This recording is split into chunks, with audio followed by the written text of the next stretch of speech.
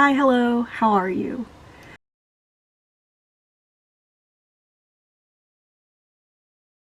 Good morning, happy Wednesday. I had Monday off for New Year's, and so this week just feels like it's going by so fast, which is really nice. I'm working right now. I just came in here and got dressed and stuff. I got this new cardigan from my sister. It is so soft. So I'm dressed for the day now. It's super slow as we're getting back into things. I had 127 emails to answer yesterday. But even that only took half the day to get through. So at some point we're supposed to get more people on our unit, and I'm actually really looking forward to it because I will have more consistent work. So I have a really long meeting this afternoon, but until then I just don't really have anything to do. I do have an email to send out, but that's pretty much it. I did want to update you on my reading. So I finished Aurora's End last night. I stayed up until about 11 to finish it, and it was really good. I gave this one a 5 stars. I enjoyed it a lot. In this one, they are all in separate areas. Aurora and Cal are with Sarian. Cal's dad, who they figured out stole the weapon, he is also a trigger like Aurora. Tyler had been captured by the GIA, and then captured by the Unbroken. Sadie releases him, and he is trying to get to Aurora Legion to warn them about the fact that this huge meeting that they're about to have is a setup. The GIA is planning to explode the Aurora Legion Academy. Everybody who's going there, they're different delegates from different worlds. So a lot of their head people are all going to be in one place, and so the plan is to kill them all so that the world is in turmoil, so that the Raham, this virus that's growing, can incubate a little bit more and then explode and take over the rest of the world. So he is trying to go back to do that. Finn, Zila, and Scarlet are stuck in 2177, and they're from 2380. So they're stuck in this time loop of redoing the same hour every day, but they're realizing that every time they redo the time loop, they are actually losing a minute. So they end up figuring out that, spoiler alert if you haven't read this, Zila has to stay behind in order to help Nari, I can't remember her name right now. Yeah, Nari Kim, do what needs to be done on the ship. Finn and Scarlet are going to leave, but that means that Zila is going to stay in that time period. And then you find out that this person who has been helping them all along, setting up all these things, providing stuff for them, it's Zila. She stays in the past, and she sets everything in motion for them to be able to complete their mission in the future. Ty does save the Aurora Legion, but also kind of dams it so it doesn't explode. But everybody finds out about the Raham, and then a bunch of their ships go off to Octavia, where it's originally incubating, and they try to blow it up, and it just awakens it, and it takes over everybody that was there attempting to blow it up. So they lose a ton of people, and Aurora and Cal finally come back. They are also in the future where Tyler is 40. They run into him. They find out that he has a daughter, and Sarian just has all this hate in his heart, and then he realizes that his daughter mated with a human and they had a daughter, and it's he kind of sacrifices himself rather than lose to the Raham. He sacrifices himself and gives his power to Aurora, and she's able to jump them back to their time right at the point where the Raham is about to attack the Aurora Legion again. So I really enjoyed it. Listening to it on audiobook last night, I was doing 2.6 speed, just trying to get through it, and there were still some parts at the end where I was I just want dialogue. I just want the dialogue of what's going on, because there really is a lot of descriptors on ships and where they're located in space and science, things like that I just don't have any interest in, and that don't really contribute to the storyline or the scene for me that much. Because if you describe a ship to me, I don't really picture it in my head that well. Or if you break down the quantum mechanics of how this thing is exploding or how you're setting it up, it doesn't enrich the story for me. It doesn't do anything for me. I'm sure it does for some people, but I'm just like, okay, they're connecting it, it's going to explode. Everything in between the extra detail, I just don't need. So I finished this. I think I'm going to pick up Harrow the Ninth next. So that's my first book. That will be my second book, and I need to figure out my other 3 books for the rest of the month and like do my TBR and everything. I'm in the process of setting up my reading journal, which is different this year. Normally I do like a full bullet journal of like personal tasks and reading. I'm just doing reading this year. I've been using my phone for like to-do lists and stuff, and that's really helped me out. The app that I use is structured, and you get notifications when you've set like a time to do something, and that really helps me as opposed to just like writing down in my notebook, wash dishes, do this and that. I set a time to do it, and then I get a notification on my phone and I remember.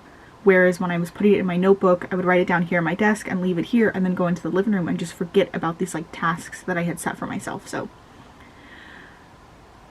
I'm going to go. I will update you when I have started Harrow the Ninth. Fingers crossed I can get through it this time.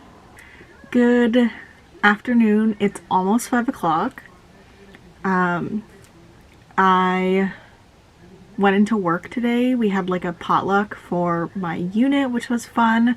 There's only 5 of us, and it kind of sucks that like I just miss having a big unit, but it was nice to see everybody and just actually get to like talk to them.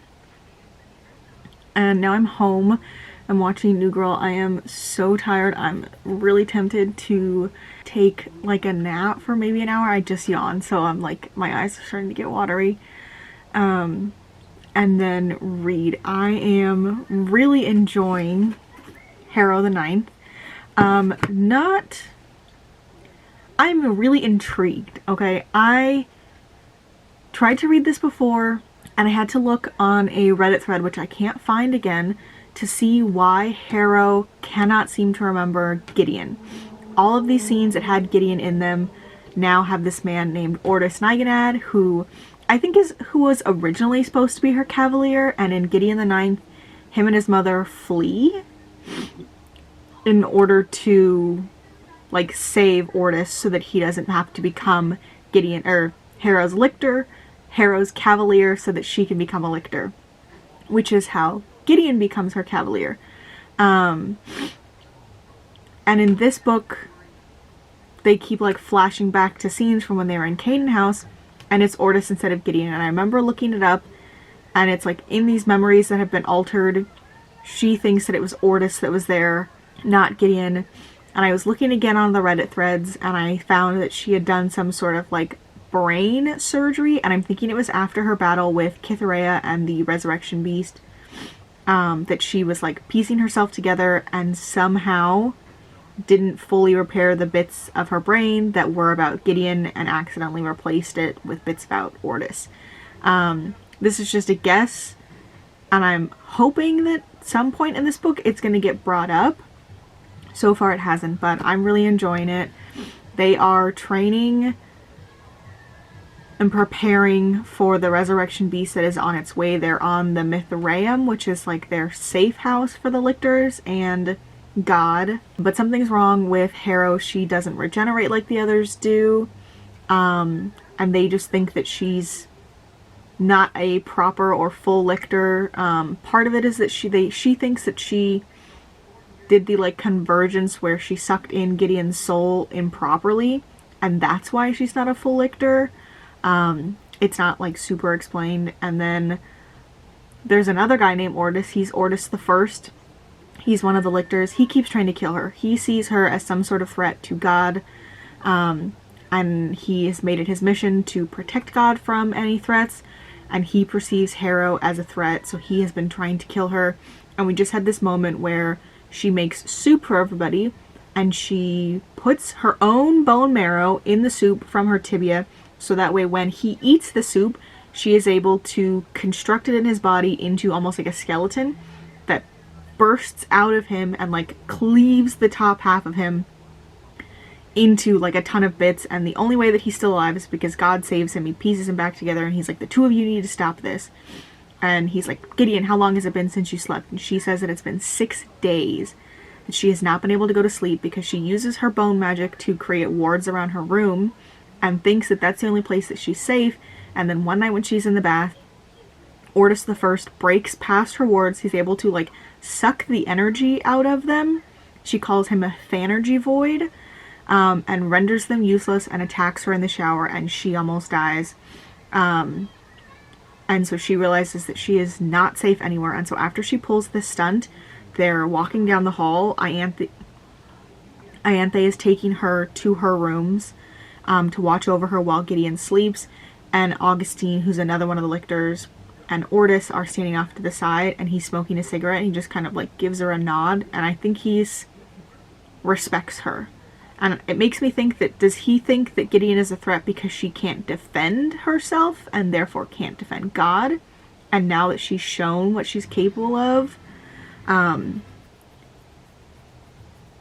he like has a little bit more respect? Or does he just have a little bit of respect for her move but isn't going to stop killing her? And then they're leaving, and God asks Mercy Morn to stay. She is the second lictor. And he's like, how did you not notice? Like, he's yelling at her, and she says, she's 9. How is she even capable of this stuff? And Harrow lied about how old she is. Because of this, like, hallucination in her brain that she calls the body, told her to lie about her age. But it's really interesting, and my, like, intrigue is that I just need to know what the fuck is going on. Why she doesn't remember Gideon, who I absolutely loved in the first book, what they're fighting against, why Ortis sees her as a threat.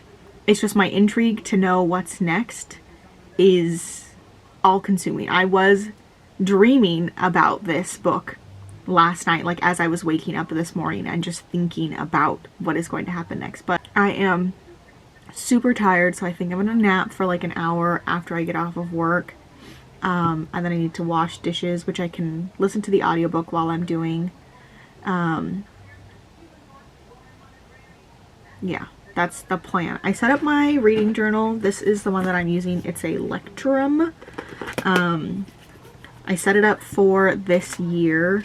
So because it's more reading focused, I was able to do some other spreads that I hadn't had before. Like I have an index going and a release calendar. So these are all of the months for the year, and I already have some books written down that I know are going to be released. So tomorrow the Atlas Complex comes out. I'm so excited, but still on a ban. It is on my like to buy list, which I have here. I have to buy and on my shelves. So I need to go through my shelves and write down everything that's still unread here. And once I get under 10 books, then I can purchase something else. But once I'm over 10 books, then I have to stop. That's going to be like my goal for this year. No more than 10 unread books. This is how I'm tracking my books this year. Every time I read one, I'm going to color it in. I haven't decided what colors I'm going to use. If I want to do like, if it was fantasy, if it was a graphic novel, if I listened to it on audiobook or actually read it. And then I'm still doing the book covers. Every time I read one, I'm going to put it here and do the rating underneath. And then I'm also doing the ABC challenge, which I have the spread for here. So I have A through Z, and every time I read a book that starts with this letter, I'm going to fill it in. And I already filled in A with Aurora's End. I really didn't want to do A as like the letter A. I wanted it to be a book that started, like the name started with A. It wasn't just the letter A. So I have Aurora's End, and I'm reading Harrow the Ninth. So when I'm done with that, that's going to go in for H. And then I have like my January setup of the books that I'm planning to read, and my monthly like reading tracker of how many pages I need to read each day. So that's my setup for this year. It's the 8th already. I need to finish Gideon the Ninth on the 10th. I am one day behind, but I'm hoping if I like read after work today for a couple hours, I might be able to catch up and still finish this on the 10th. So I'm gonna go. I clock out of work in 6 minutes. I am exhausted. And I just want to take a little bit of a nap. I try not to nap after work too often because it might mess me up later, but I just don't feel like I'm going to make it to bedtime. So I'm gonna go and I will update you when I have finished Harrow the Ninth.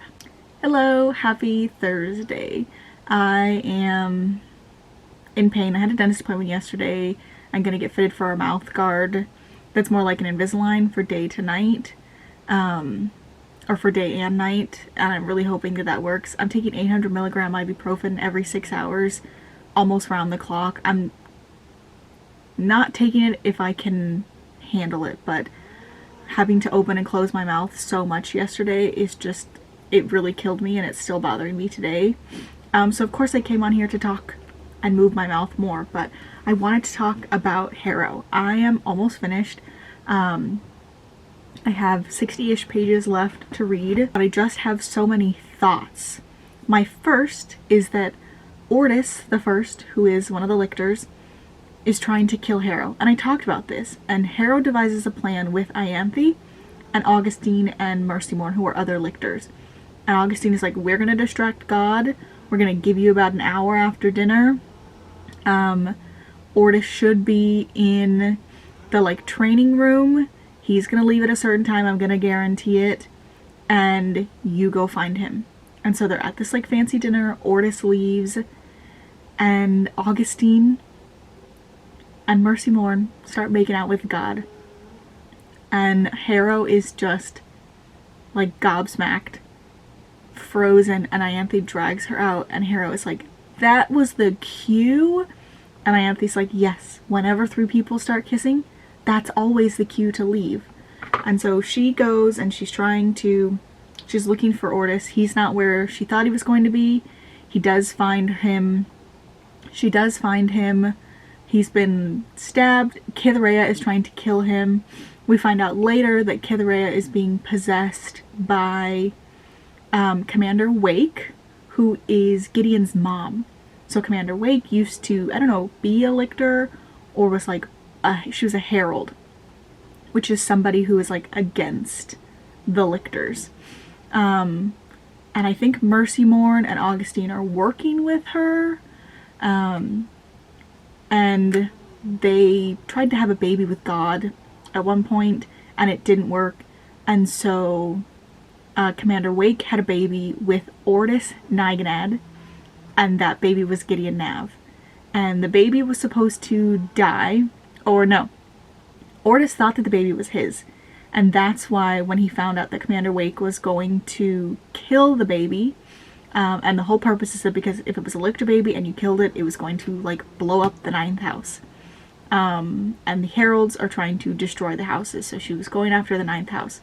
But when he thinks that it's his child, he stops her, tries to kill her, kind of does, and her soul goes into, I don't know where her soul is trapped, in like a sword, the sword that Gideon uses. So Gideon is that baby. She's actually the God's child, and she like bursts out of where she's been hiding, and she's like, hi, I'm not dead. And he goes, hi, I'm not dead, I'm Dad. And I just lost it at that. Like, that was just so hilarious that the first thing he says to her is a dad joke. So Gideon is possessing Harrow at this moment. Harrow tried to like erase Gideon from her mind so that she could not fully consume her soul and become like a full lictor, which is why she's been having problems and she hasn't been able to like regenerate in the same way and connect with Gideon, or even Ortis, who she was thinking was her cavalier, to like use his fighting skills, because she didn't really want to accept that Gideon was dead. So this whole time she's been keeping Gideon like trapped in a box in her mind, slightly preserving her soul. But when Mercymorn tries to kill Harrow Hark, she goes to the river, which is like this spiritual plane, and she sees a bunch of the lictors, or a bunch of the like people from the houses and their cavaliers from book 1, who she managed to like preserve parts of their souls in the like case that she might have died. So she's working with them, they're fighting the commander. It was really great. But because she's gone, Gideon takes over her body and she meets her dad. And they're about to get into like the big part of what's going on. I just had so many thoughts. And I'm just so happy that Gideon is back. But assuming that her soul is going to be consumed by Harrow, and we're just gonna have to accept that she's dead. But I'm so happy we just got even a few chapters of her, because I really love her character. And I love her and Harrow.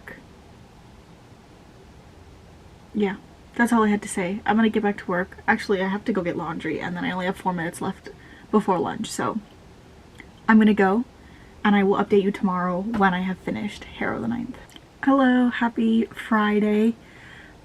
It's like 4 o'clock. I'm exhausted. I've been doing Instacart deliveries all day, and they were a nightmare. One of them I was delivering to like a state hospital, which is where you are like a full-time patient sometimes. It's like an institution, and they were like, we don't take off-site food, and trying to get in touch with the customer about it was a nightmare.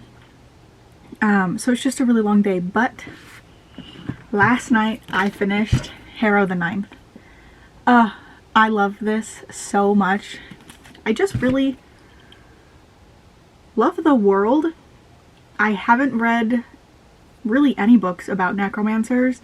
And obviously all of the like technical medical stuff flies over my head. But I really love the way that their magic, I guess, works, their abilities, and how each one of their abilities is different, especially the lictors. There's like spirit necromancy, like bone necromancy, which is what Harrow does. I just really enjoyed it. So we end with Harrow leaving this like river bubble that she's created, and she's climbing into the tomb at the Ninth, which is supposed to be symbolic of, it's actually in her mind, it's where she was keeping Gideon, because there's like a magazine in there, it says like titties of the 9th or the 5th or something, the sword, and she's like, you idiot, that's not even a real magazine or whatever, and she just goes to sleep. And we, I think, leave with Gideon still in Harrow's body. Mercy Morn tried to kill God. It didn't work out. He comes back and kills her. He asks Gideon the First, his lictor, who we thought was Ortis, but his name is actually Gideon. And the like script that Gideon put in her brain to forget, or that Harrow put in her brain to forget her Cavalier Gideon, worked so well that in her brain she replaced her Cavalier Gideon with her Cavalier Ortis. So in real life, the lictor, Gideon, she also replaced with Ortis. So she calls him Ortis a couple times and people are like, what? That's not his name. But they don't correct her really.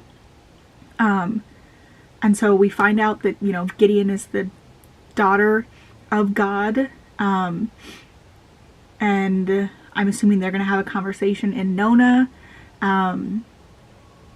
Augustine, so God is like, do you pledge your allegiance back to me? He asks this to Gideon the First, and he's like, yes, you have my loyalty. Ianthe says the same. Gideon is like, get fucked, basically. And he's like, I'm not really asking you. I think it's a bit too much to ask. We've just met each other. And then he asks Augustine, and Augustine says, no. There's too much that's happened between them he can't forget. And then he drops their ship into the river, which is like teeming with monsters and ghosts and beasts or whatever. So him and God are fighting it out. Ianthe goes after him. And she ends up saving God, and Augustine dies.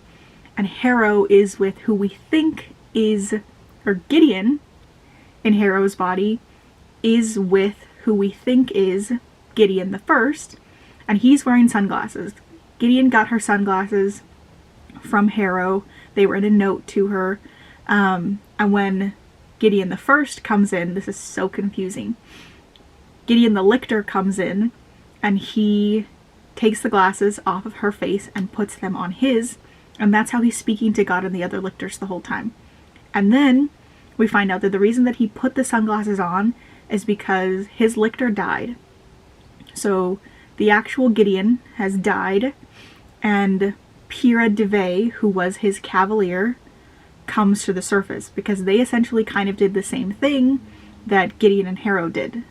Pyrrha was locked away in Gideon the lictor's mind in the same way that Gideon the cavalier was locked away in Harrow's mind. So we end with this like epilogue of not really knowing who this character is, who is being taken care of by Camilla Hecht. And she is one of the like 9 that was in Canaan House. And so the ending is super confusing. And if you read this book, it is super confusing. You have to keep reading in order to get answers. And most of your answers you don't get until the end. We do find out that Ortis the First, Gideon the First, was trying to kill Harrow in the hopes that it would like jumpstart her lictorhood and pull her cavalier's essence out of her and force her to fight him. But it never did. I just really enjoyed it. I loved it so much, and I'm on a book buying ban, obviously, and I just totaled up all the books that I have on my shelves, and I was like, I'm definitely under 10. I will probably be able to go buy books this weekend or even next weekend. No. I have like 27 books. Because I don't keep them on my TBR cart. I want them to be like with the rest of the books. So I was like, oh, I have that one still. Oh, I have that one. Oh, look, this is hidden behind a pumpkin. And yeah, I have a lot more than I thought that I had. So this puts me down to 26, I think. I will be at like 22, 23 at the end of this month. I might break my ban to go buy the new Crescent City. It's House of Shadow and Flame, I think. Just because I want to read it so bad and I don't want to be spoiled at all. So I finished it. Next, I'm going to be picking up Scythe. I'm trying to stay in the realm of like sci-fi books. This is similar. It's like an apocalyptic book. And I read about half of it before on like a random website, Riveted Lit. And I really enjoyed it, but it got taken down and I didn't get to finish it. And then I bought the book and I just never picked it back up. So this is what I'm going to be reading next. And I will update you when I have made some progress.